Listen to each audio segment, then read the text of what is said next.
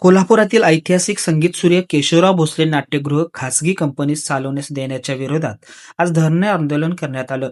केशवराव भोसले नाट्यगृहासमोर सर्व रंगकर्मी, कलाकार, तंत्रज्ञांनी आपल्या कला मंदिराच्या दारात येऊन महापालिका प्रशासनाचा निषेध केला.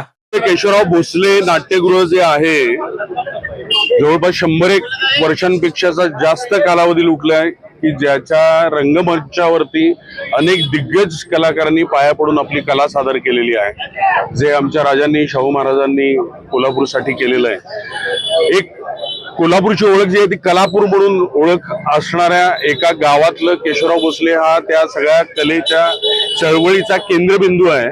आणि अशा पद्धतीची जी वास्तू आहे त्याचं खासगीकरणाचा घाट घालण्यात आलेला आहे. 20 तारखेच्या सभेमध्ये त्यांचा ठरावही मंजूर झालेला आहे. त्या ठरावाच्या विरोधात आम्ही आजचं आंदोलन करत आहोत.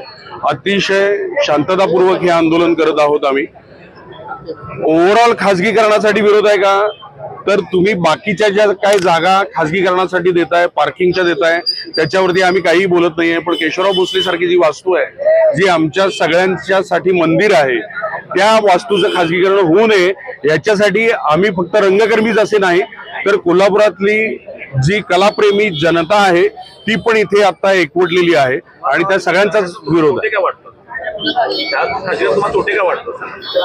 तोटे तर बरेच आहेत त्याच्यात. आतापर्यंत तुम्ही बघितलं तर हे खरं तर सरकारची ड्युटी आहे.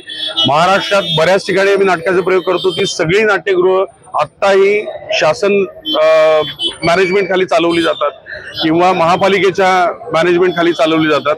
मग या एकाच वास्तूबद्दल काय प्रॉब्लेम आहे हा आमचा सवाल आहे. कारण त्याच्यानंतर मग तारखांची गोंधळ होणार. आज जवळपास 35 कोटी रुपये महाराष्ट्र शासनाने खर्च केलेले आहेत आणि हे खासगीकरणाचं जे प्रकरण चालू आहे ते कोल्हापूर महानगरपालिकेतर्फे चालू आहे.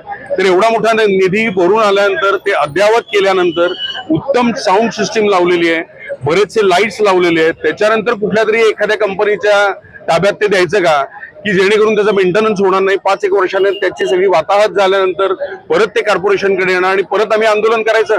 मग केशवराव भोसलेसाठी आम्ही नाटकाचे प्रयोग करायचे का आंदोलनाचे प्रयोग करायचे हेच समजेन असं झालेलं आहे आम्हाला.